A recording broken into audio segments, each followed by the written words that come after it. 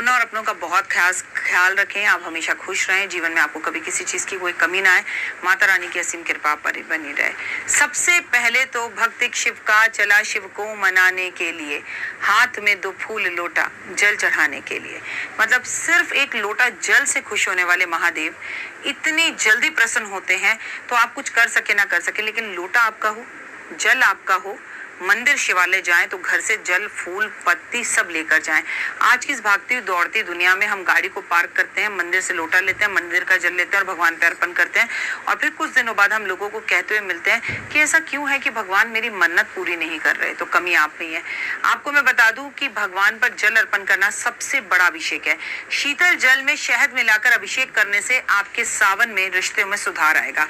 अनार के रस से अभिषेक करने से परिवार बढ़ेगा, अगर बच्चा नहीं हो रहा तो बच्चा होगा। अनार के फूल भी भगवान पर अर्पण करने चाहिए, इससे भगवान बेहद प्रसन्न होते हैं। धन के लिए गन्ने का रस और शहद, और इस बार उसमें थोड़ा सा गुड़ मिला लीजिएगा क्योंकि मंगल इस साल का राजा है, तो आपके पास धन बहुत आएगा। यश प्राप्त करने के लिए भगवान का अभिषेक आपको इत्र से करना है, अलग अलग खुशबुओं से करना है। दही से भगवान का अभिषेक करने से आपका चंद्रमा मजबूत होता है, यानी आपका मन मजबूत होता है। दूध से अभिषेक करने से काले तिल डालकर शनि आपका बहुत अच्छा हो जाता है, ठीक होता है, शनि अभिषेक होता है। भगवान पे सरसों के तेल से अभिषेक करने से भी आपका शनि बहुत अच्छा होता है।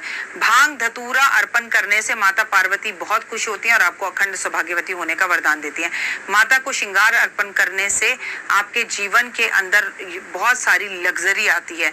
आपको बता दूं कि अगर आप फलों का रस भगवान पर अभिषेक करते हैं तो नौकरी मनचाही मिलती है और नौकरी में तरक्की मिलती है। घी से अभिषेक करने से आपकी तबीयत ठीक होती है और चर्म रोग खत्म होते हैं। नंदी पर बेल अर्पण करने से, हरा चारा नंदी को खिलाने से भगवान शिव शंकर आपके रुके हुए अचानक कामों को स्पीड से बढ़ा देते हैं और आपके अचानक काम होने लगते हैं। शिव चालीसा का पाठ करने से आपके ऊपर शिव की, पार्वती की, गणेश जी की और कार्तिकी की बहुत बहुत कृपा होती है।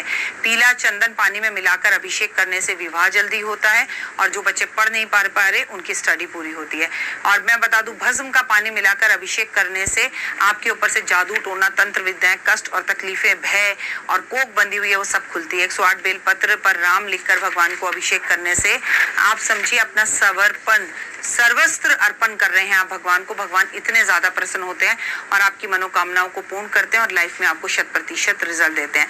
लेकिन रुद्राभिषेक सबसे अच्छा शिवलिंग होता है, वो होता है मिट्टी का, उसके बाद चांदी का, उसके बाद मोती का, उसके बाद पत्थर का, उसके बाद शालिग्राम के पत्थर का। शिव का अभिषेक अगर आप कर रहे हैं तो मैं आपको बता दूं, हीरे तक का शिवलिंग लोगों के पास है, सोने का शिवलिंग लोगों के पास है, चांदी का शिवलिंग लोगों के पास है, हीरे का शिवलिंग लोगों के पास है, जिसका वो अभिषेक करते हैं। इससे लक्ष्मी माँ पार्वती, इससे लक्ष्मी माता, भगवान विष्णु, शिव बेहद ज्यादा खुश होते हैं। आप अपने जीवन में जब बहुत ज्यादा पैसे कमा लें तो आप एक पारे का शिवलिंग अपने घर में जरूर रखें। पारे के शिवलिंग में अभिषेक करने से भगवान बहुत खुश होते हैं।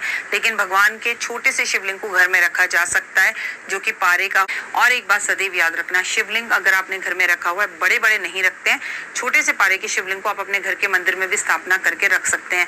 कई लोग भगवान के बड़े बड़े शिवलिंग अपने घर के छतों पर, मंदिरों में और मतलब पौधों में, पेड़ों के नीचे रखते हैं, वो गलत है। अगर आपको रखना है तो पारे के, चांदी के, सोने के, तांबे के, जिसे भी छोटे से, सबसे बेहतरीन पारे के शिवलिंग इतने छोटे से जिनकी जो ऊंचाई है वो अंगूठे से छोटी हो, वो रखना बेहद उत्तम होता है। फिलहाल दीजिए इजाजत, नमस्कार, जय माता।